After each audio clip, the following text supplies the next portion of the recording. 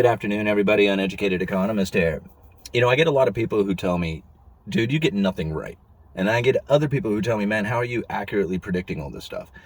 And, there's a lot of things that you can easily call out just from current events that will lead into, future trends.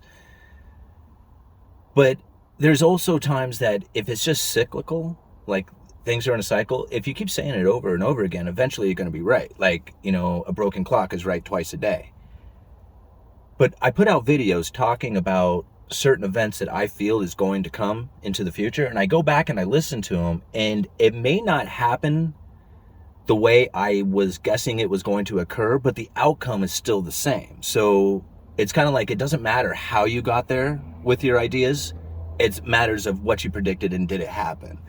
So I had placed a video probably about 4 months ago on the channel talking about restaurants and how a lot of people who were getting stimulus was preventing the restaurant industry from truly expanding.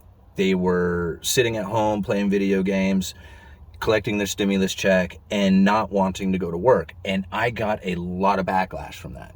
I mean, you should go look at the video and look at the likes to dislikes. And I was amazed on how many dislikes I got on that video. But I ultimately said that I brought it down to a story of two guys sitting on the couch. Both of them were collecting their stimulus checks. The restaurant industries were looking for employees. The prices of what they would pay, the wages that they would pay started going up. So what I basically said is that you have two guys who are sitting there on the couch playing video games, collecting their stimulus check.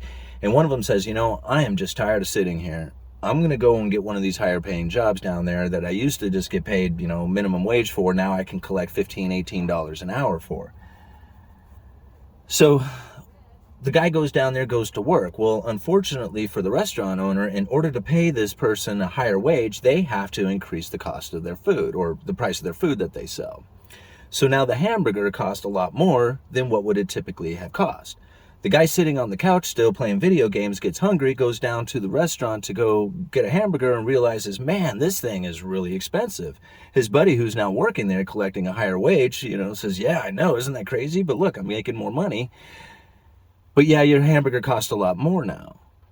Well, the guy sitting on the couch was paying for that hamburger with a stimulus check.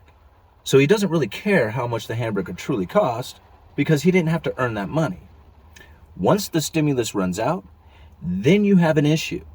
That's when you have to have people who are actually earning the money, have to go out and pay, trade time for dollars in order to buy those goods and services.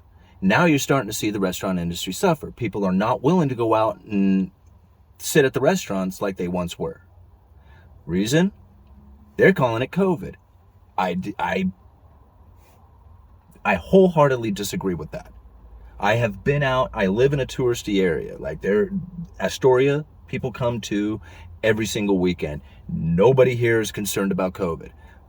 Some of the stores make you wear masks, other people don't. Rarely anybody outside wears masks. I would say maybe 20% of the people will wear a mask outside. Inside, a lot more people do. But nobody is concerned about COVID. The reason why the restaurant industry is suffering is because it is so expensive that the working class people can no longer go down there and afford to eat. The stimulus has run out. They are not using the stimulus to go hang out at the restaurants any longer. And that's why we're seeing the restaurant industry suffer. I called this 4 months ago, and I'll leave the links down in the description. Uneducated Economist, you guys let me know.